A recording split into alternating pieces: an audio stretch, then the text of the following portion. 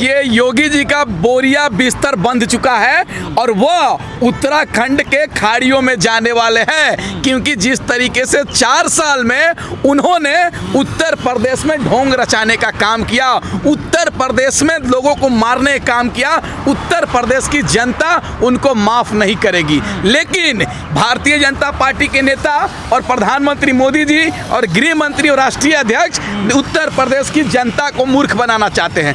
कैसे मूर्ख बनाना चाहते हैं?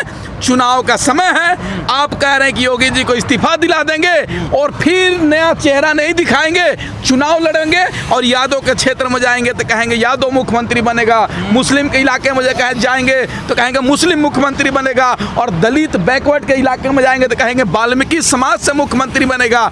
इस बार उत्तर प्रदेश की जनता मूर्ख बनने वाली नहीं है। इस बार उत्तर प्रदेश से योगी जी के साथ साथ भारतीय जनता पार्टी का भी विदाई होना तय है। मतलब गुमराह किया जाएगा। हाँ, बिल्कुल। भारतीय जनता पार्टी का नाम ही है गुमराह करना। तो विकास के मुद्दे पे लड़ती है चुनाव। क्या विकास हुआ है? क्या विकास हुआ भाई? यूपी में बताइए ना आप ही। क्या मंदिर बनना है? क्या राम मंदिर से मेरा पेट भर जाएगा? क्या आपका पेट भर जाएगा? क्या भक्त तो यही विकास समझते हैं ना? नहीं नहीं नहीं नहीं, यही विकास नहीं, ये विकास है ही नहीं ना।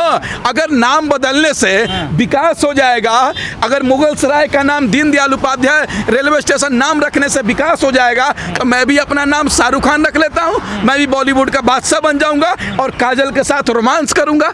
देखिए, नाम बदलने से विकास नहीं होता है, हिंदू मुस्लिम करने से विकास नहीं होता है, विकास पॉलिसी पे होता है। विकास करने के लिए आम नागरिकों के हित में काम करना पड़ता है। लेकिन ये ढोंगी सरकार की है क्या?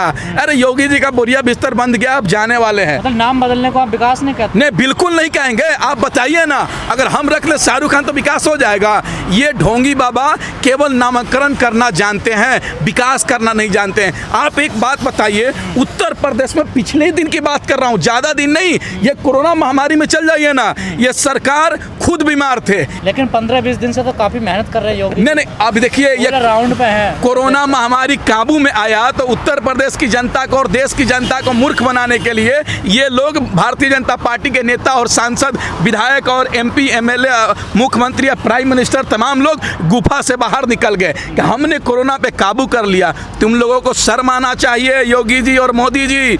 जब ये लोग हमारे देश के लोग 500 रुपए का एक इंजेक्शन मांग रहे थे तो तुम उस समय नहीं दे रहे थे, 2000 रुपए का ऑक्सीजन मांग रहे थे तो उस समय तुम नहीं दे रहे थे, एक वेंटिलेटर मांग रहे थे, तुम नहीं दे रहे थे। लेकिन लोग मर गए। एक बात बताइए ना, जिनके परिवार के लोग मरे हैं, क्या योगी जी को वोट करेंगे? क्या योगी जी को माफ करेंगे?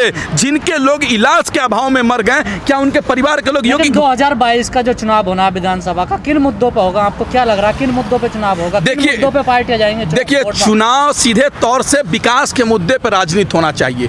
धर्म अपने अपने दिल में रहता है, सब लोग अपने धर्म को मानेंगे, लेकिन राजनीति विकास पे होनी चाहिए। शिक्षा, स्वास्थ्य, रोजगार, रोजी रोटी, कपड़ा, मकान, सड़क, बिजली, पानी, इन चीजों पे जो देश के आम नागरिकों को जरूरत की चीज है, उस पे राजनीति होना चाहिए। पर पिछला चुनाव तो शमशान घाट पे, कब्रिस्तान पे हुआ, बजरंग बली पे हुआ।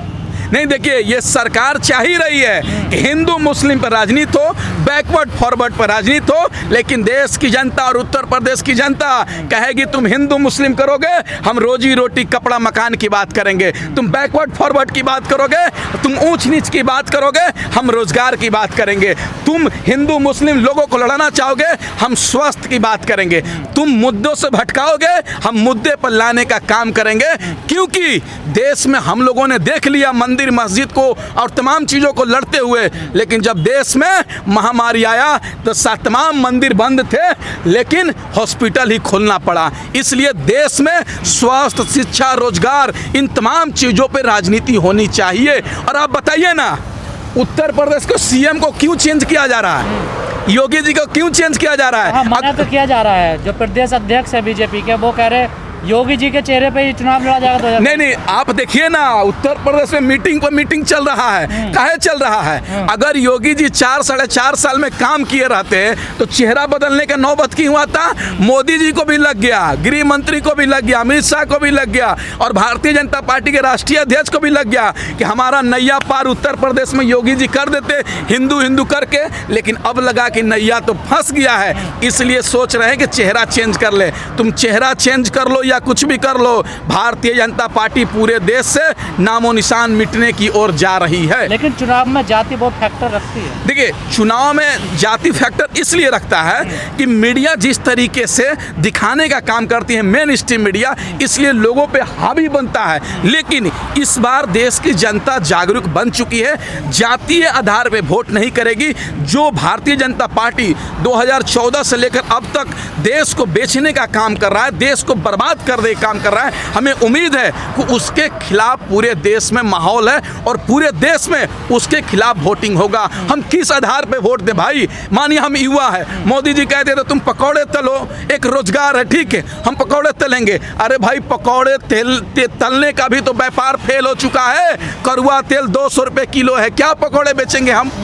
डीजल पेट्रोल महामारी में इतना पैसा बढ़ गया, किसी के पॉकेट में पैसा नहीं है, कहाँ से पेट्रोल खरीदेगा? आप बताइए। सरकार, मोदी जी 2 दिन पहले संबोधन करते हैं देश की बात के संबोधन। आप बताइए, संबोधन में कहीं पर महंगाई कम करने के जिक्र हुआ था? पेट्रोल डीजल कम करने का रेट हुआ था? नहीं हुआ था। ये सरकार कहीं ना कहीं मुद्दों से भटकाना चाह रही है, लेकिन हम एक युवा होने के नाते मुद्दों से भटकने नहीं देंगे। तुम हिंदू मुस्लिम करोगे, हम रोजी रोटी मकान करेंगे। तुम हिंद बैकवर्ड फॉरवर्ड करोगे, हम स्वास्थ्य की बात करेंगे और देश की राजनीति मुद्दों पर लाने का काम करेंगे। नहीं, देखिए, कूड़ा नहीं भरा हुआ है। क्या बात करती है? देश में आज भी राजनीति मुद्दों पे होती थी, लेकिन जो अभी 7 साल में मीडिया जिस तरीके से सरकार की गुलामी कर रही है, सरकार की चापलूसी कर रही है, सरकार की भाषा का प्रयोग कर रही है, इसलिए इन 7 दिनों में लोगों पे जहर उब गया है। आप देख लीजिए, गाय रक्षक के नाम पर, बीफ के नाम पर लोगों को मारा जा रहा है। इससे पहले ऐसी घटना बहुत कम होती थी, लेकिन आज क्यों हो रही है? इसलिए हो रही है कि ये सरकार जो है, मीडिया को यही काम कर दिया कि गाय गोबर की बात करो, बीफ की बात करो, तमाम चीजों को मुद्दे से भटकाने का काम करो। आप बताइए ना, रामदेव बुआ को तो जेल में होना चाहिए, उन्होंने डॉक्टर को तो गाली दे दिया, बोल रहा है कि डॉक्टर इलाज के भाव में मार देते हैं, दवा बेच देते हैं, कालाबाजारी कर लेते हैं। एक बात बताइए, तमाम हर लाइन में खराब, बुरे और अच्छे लोग होते हैं, सबको आप गाली नहीं दे सकते हैं। आज भी डॉक्टर अच्छे हैं जो अपनी जान के परवाह किए बिना लोगों को इलाज कर रहे हैं, लेकिन ये सरकार अभी भी, और दुर्भाग्य इस बात का है, ये रामदेव बुआ कह रहे हैं कि हमको कौन गिरफ्तार करेगा। सही बोल रहे हैं, मैं मंत्री, प्रधानमंत्री, गृह मंत्री सब तो उनके कदम के नीचे हैं, गिरफ्तार करेगा कौन? तो क्या लगता है, जनता ने मन बना लिया बीजेपी को हराने? बिल्कुल, पूरे देश से भारतीय जनता पार्टी का नामो निशान मिटने जा रहा है। आप एक बार हुआ था ना, देश की जनता ने भारतीय जनता पार्टी को केवल 2 सीट दिया था, ओनली 2। उसी तरीके से देश में इस बार हमको लग रहा है कि भारतीय जनता पार्टी का खाता नहीं खुलेगा। हर जगह चुनाव हारेगी, हर जगह जमानत जब्त होगा। जैसे बंगाल में चुनाव हारी, वहाँ सरकार नहीं बना, ये लोग कहते थे बंगाल में अब की बार बीजेपी सरकार। उसी तरीके से उत्तर प्रदेश, पंजाब और तमाम राज्य में जहाँ जहाँ चुनाव होगा, वहाँ भारतीय जनता पार्टी हारने का काम करेगी।